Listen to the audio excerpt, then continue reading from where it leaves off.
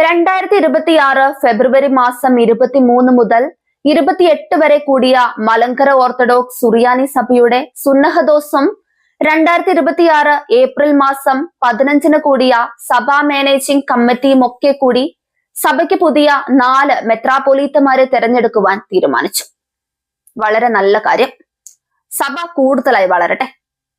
എന്നാൽ വിമർശനമുള്ളതും വിശ്വാസികൾ ചോദിക്കുന്നതുമായ ഒരു ചോദ്യമുണ്ട്. ഒരു മെത്രാനാക്കാൻ എന്ത് യോഗ്യതയാണ് വേണ്ടത്? അതിന് സഭ നൽകുന്ന ധാരാളം മാനദണ്ഡങ്ങൾ ഉണ്ടെന്നുള്ളത് വിസ്മരിക്കുന്നില്ല. എന്നാൽ അതിൽ പലതും കാലോചിതമല്ലെന്ന് മനസ്സിലാക്കണം. സഭയുടെ വളർച്ചയ്ക്ക് വേണ്ടി ത്യാഗം സഹിച്ച ആശ്രമവാസികളായ സന്യാസികളൊക്കെയായിരുന്നു ഒരു കാലത്ത് മെത്രാം സ്ഥാനത്തേക്ക് പരിഗണിച്ചിരുന്നത്. എന്നാൽ ഇന്ന് ഡോക്ടറേറ്റ് ആണ് പ്രധാനമായും നോക്കുന്നത്.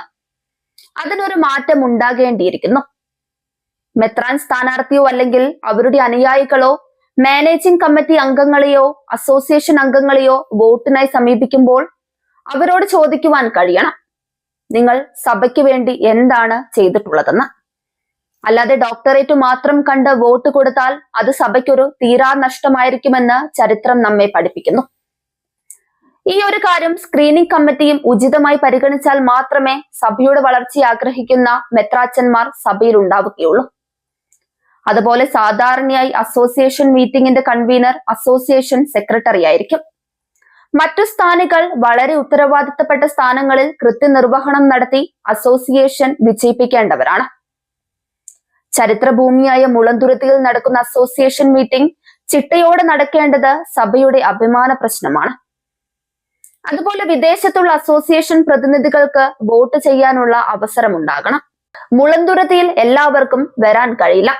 ഇപ്പോഴത്തെ യുദ്ധ പശ്ചാത്തലത്തിൽ നേരിട്ട് മുളന്തുരുത്തിയിൽ വന്ന് വോട്ട് രേഖപ്പെടുത്താൻ പ്രവാസികളായ എല്ലാ അസോസിയേഷൻ പ്രതിനിധികൾക്കും സാധിക്കില്ല. വിദേശ ഭദ്രാസനങ്ങളിൽ പോളിംഗ് ബൂത്ത് ക്രമീകരിച്ച് വോട്ട് രേഖപ്പെടുത്തിക്കണം. അല്ലെങ്കിൽ ഓൺലൈനായി വോട്ട് ചെയ്യാനുള്ള അവസരം ഉണ്ടാക്കണം. അതിനുള്ള ക്രമീകരണങ്ങൾ കൂടി സഭാ നേതൃത്വം ചെയ്യണം.